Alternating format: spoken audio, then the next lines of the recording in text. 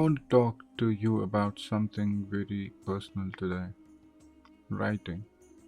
Not as a skill, not as a profession, but as something that quietly holds you together when everything else feels like it's falling apart. There was a time when I didn't fully understand writing. I thought it was just about putting words together, maybe improving communication, maybe sounding better. But life has a way of teaching you things differently.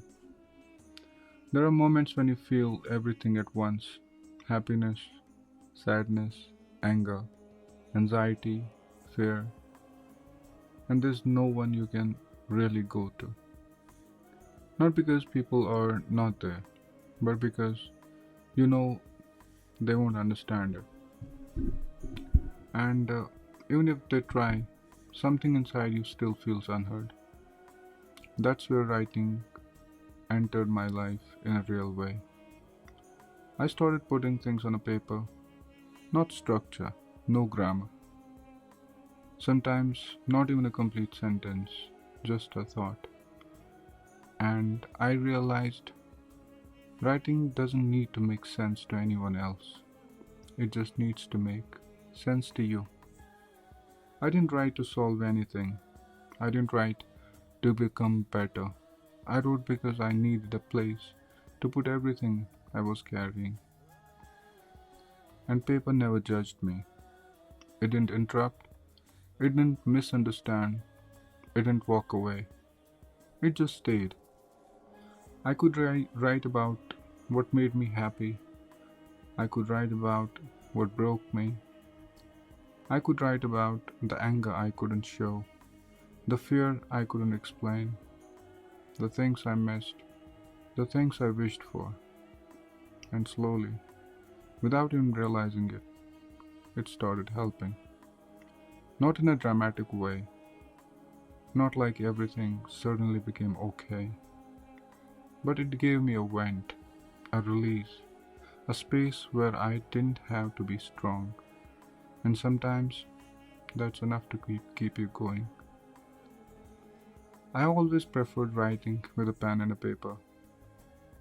There's something real about it. For the longest time, I used a black ink. Recently, I switched to blue. I don't even fully remember the psychology behind it, but it feels different, lighter, more expressive. But honestly, it doesn't matter. If you're more comfortable typing on a phone, do that. If your laptop feels easier, use that. The medium doesn't matter. What matters is that you show up. Because most of us feel misunderstood.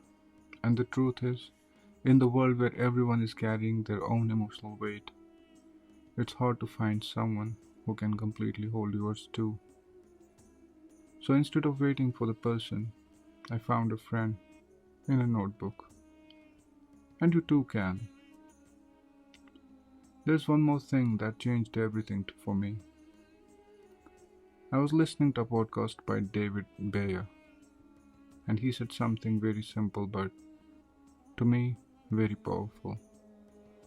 A fish is made to swim, a bird is made to fly, and we, as humans, we are made to create. And that stayed with me. We are creators of our own lives. So I tried something. I sat quietly and started imagining my life the way I wanted it to be. Only focusing on what I want, not what I don't want. But I failed. I failed at first because the mind is not simple. It jumps, it distracts, it pulls away. That's why it's called monkey mind. And that's when I chose writing again. Instead of imagining, I sat down and started to write about my future. And something changed. When you write, you can't just randomly jump. You have to follow a flow, a sequence. Even if your mind drifts, you bring it back because you need to complete the next line, the next thought, the next scene, the next sequence. Writing gave a direction to my imagination. It forced me to stay, and in that process, I realized something powerful. I wasn't just writing words anymore, I was creating clarity, creating emotional space, creating a vision of my life.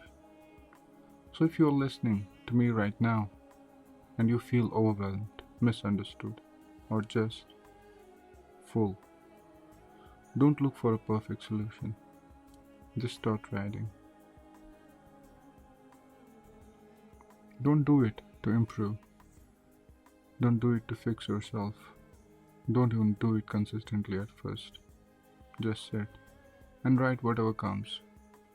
Because sometimes the only place where you're fully understood is within your own words. And sometimes that's more than enough.